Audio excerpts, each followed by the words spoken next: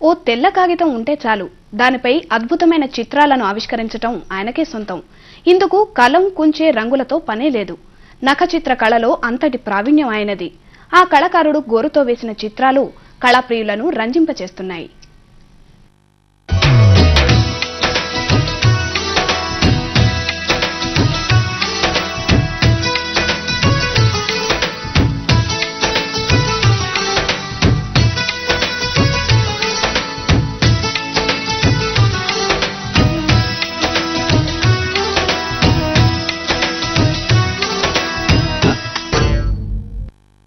కలం, కుంచే లేకుండానే బొటనవేలి గోరుతో తెల్లటి కాగితంపై అద్భుతమైన దృశ్యాలను ఆవిష్కరిస్తున్న ఈయన పేరు రామకృష్ణారావు.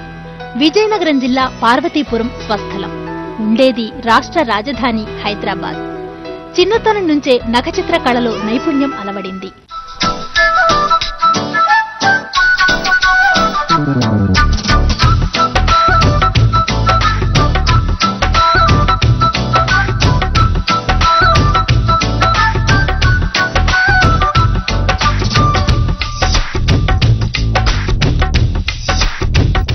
ఓ దళసరి కాగితాన్ని చేతివేళ్ల మధ్య ఉంచి అలా కదిలిస్తే చాలు, చక్కని చిత్రాలు కళ్ల ముందు సాక్షాత్కారమవుతాయి.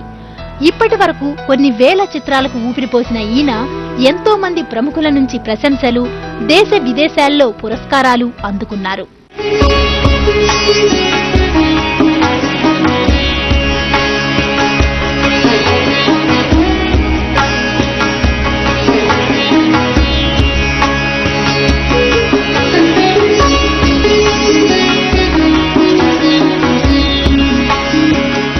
అనుకోకుండా ఆలవోకగా అది గాడ్స్ గిఫ్ట్ కింద వచ్చింది.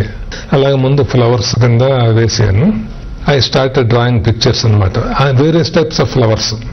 ఇవి ఇండియన్ బోర్డ్స్ ఏమవుతాయి, అవి కొంచెం బ్రేక్ అవుతూ ఉంటాయి. నేను ఎక్కడికి ఏ కంట్రీకి వెళ్ళినా సరే ఈ బోర్డ్స్ అవి బ్రేక్ అవ్వవు, లాంగ్ స్టాండింగ్ పిక్చర్ ఎన్నాళ్ళైనా ఉంటుంది, అది పాడవకుండా ఉంటుంది.